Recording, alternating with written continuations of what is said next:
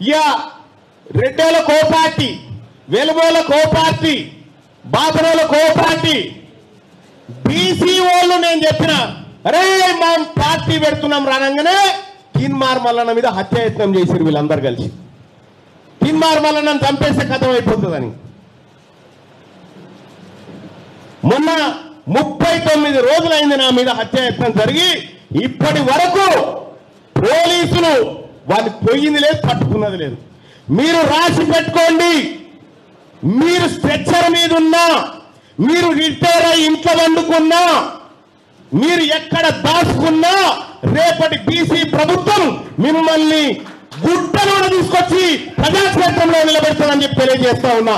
ఇదే మంచిర్యాలలో అక్రమ కేసులు బీసీ బిడ్డల మీద ఎవరెవరైతే పెడతా ఉన్నారో, ఎవరెవరైతే అధికారులు బీసీలను బెదిరిస్తా ఉన్నారో మీరు రాసి పెట్టుకోండి. వదిలిపెట్టే ప్రసక్తే లేదని చెప్పి తెలియజేస్తా ఉన్నా. ఒక్క బీసీ బిడ్డ మీద ఈగ వాలినా, ఒక్క బీసీ బిడ్డను అక్రమంగా బంధించిన ఈ రాష్ట్రాన్ని అగ్నిగుండం చేస్తామని చెప్పి తెలియజేస్తా ఉన్నా. మనం పార్టీ పెడతామంటే పార్టీ పెట్టొద్దు. ఏం పెట్టాలి? మీ గడీల దగ్గరకు వచ్చి, మీ ఇండ్ల దగ్గరకు వచ్చి అన్న ఒక టికెట్ అని అడుక్కోవాలి. మేము ఏమని రాబాయ్, నువ్వు ఏ ఊరికేనే వచ్చినావు?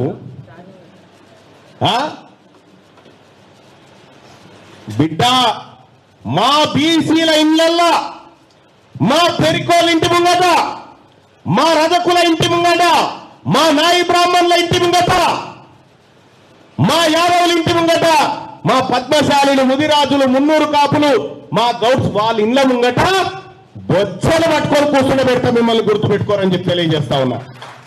ఆ రోజు తీసుకొస్తా. బీసీలంటే అనగారిన వర్గాలు. ఎవరు చెప్పింది? బీసీలు అంటే బిగ్ క్లాస్. మేము బిగ్ క్లాస్.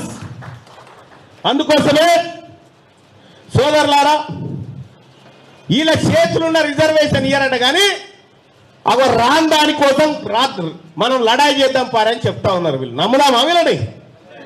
నమ్మే ప్రసక్తే లేదు.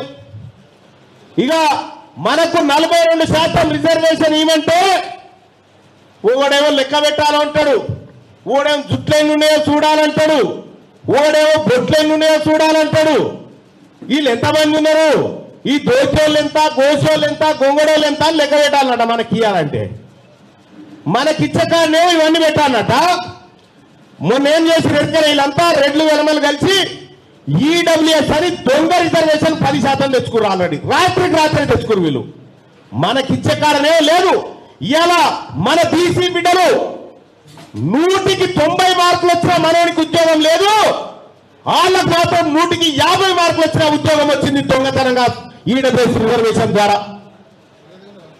రేపటి బీసీ ప్రభుత్వం ఈ ఈడబ్ల్యూఎస్ ని ఖచ్చితంగా సవరిస్తుంది. అక్రమార్కులను ఖచ్చితంగా ఈడబ్ల్యూఎస్ కోటా నుంచి తరిమేస్తుంది.